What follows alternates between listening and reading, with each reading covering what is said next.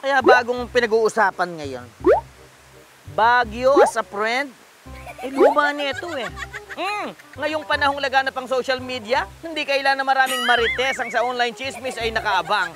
Pasensya ka na, Aling Marites, kung nadadamay ka rito ha. Yun kasi ang nakasanayan, ewan ko ba kung saan galing yan. Kaya naman, madalas nating mabasa sa mga comments, lalo na tuwing may bagong chismis sa Facebook ang mga katagang spill the tea, sis, na ang ibig sabihin ay, te, ilabas mo na lahat ng alam mo. Pero teka, pahinga muna mga Marites dyan, dahil ngayong umaga, literal na tea ang i-spill natin. O, walang halong chismis to ha. Ang tsaang gubat o Fukien tea ay may siyentipikong pangalan na Erecia microphylla o Carmona retusa, ay isang uri ng halamang namumulaklak na kapamilya ng Borage o Forget-Me-Not family. Isa itong maliit na halaman na maaaring tumaas hanggang 5 metro.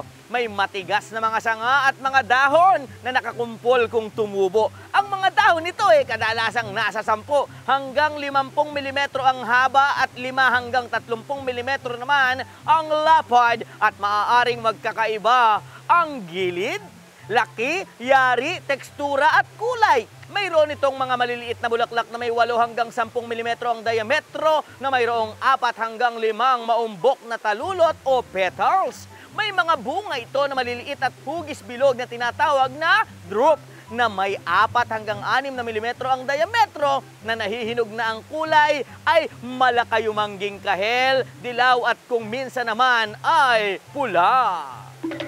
Ang halamang ito ay malawakang tumutubo sa silangan at timog silangang Asya, kasama na ang Pilipinas. Marami nito sa mga isla ng Batanes hanggang Palawan at Mindanao. May mga ilan na tumutubo sa halos lahat ng isla at probinsya ng Pilipinas sa mga lugar na maraming puno o mga tinatawag na secondary forest na may low at medium altitudes.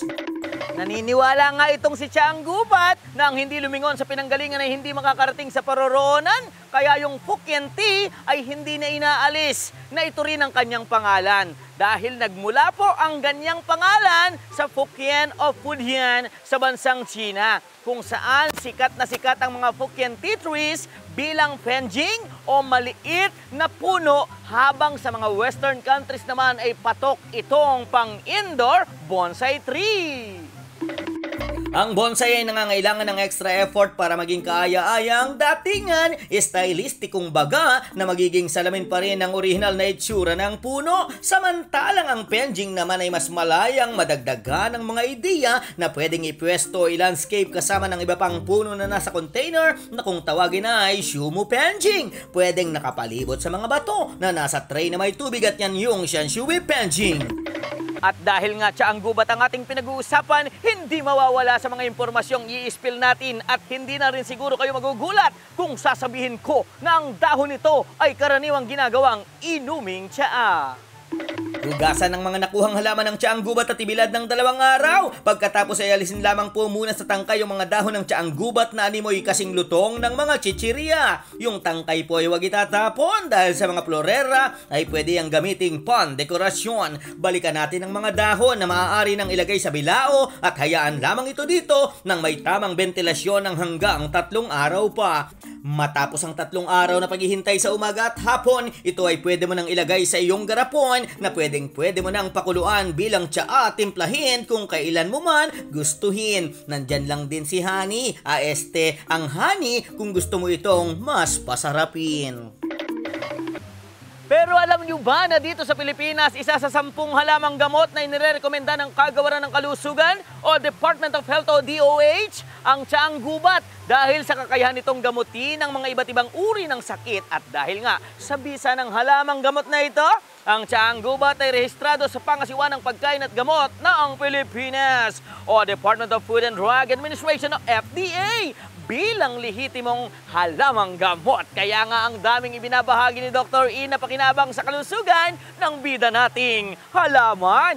Paano nga ba magtanim ng Tsaang Gubat? Huwag na nating hintayin ituro pa ni Tarzan. Ako na ang bahala dyan.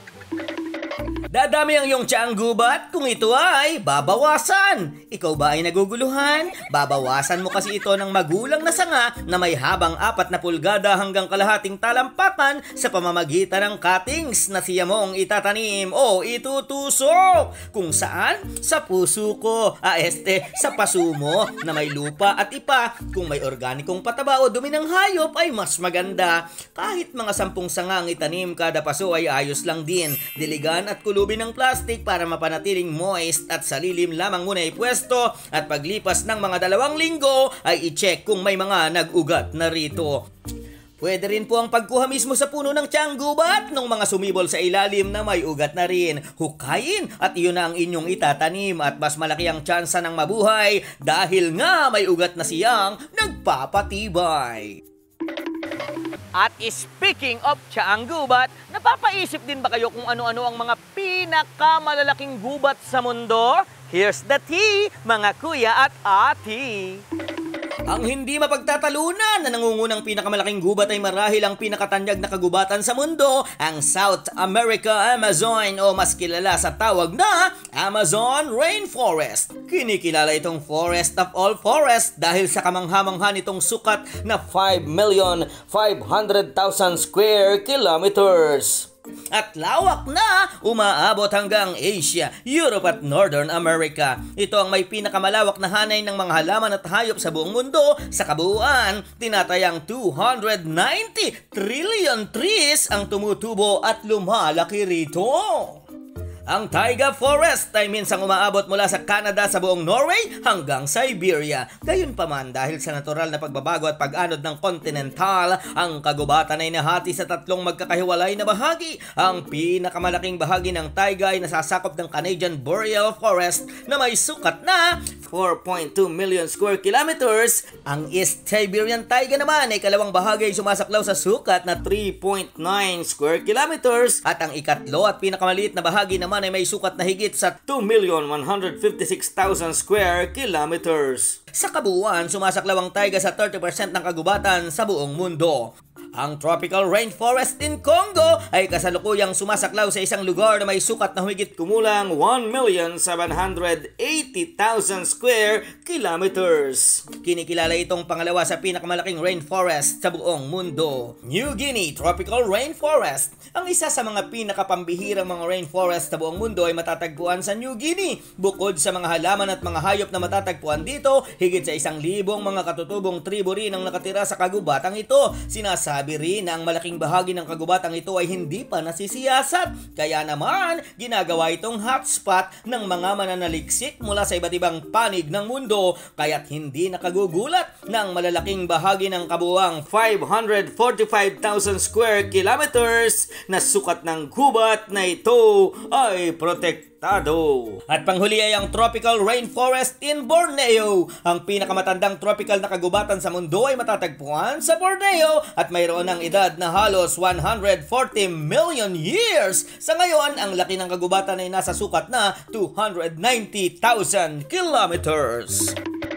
Ayan nga po at nai-spill ko na o naibisto ang tampok nating halaman at siya ang gubat na may mabubuting kabutihan na kaakibat. At yan nga po ay talaga namang ating nakikita na ubod ng husay kahit pagawing bonsai. Ito nga po ang inyong si Kuya Dong dahil pala tanong na pagkakamalang marunong.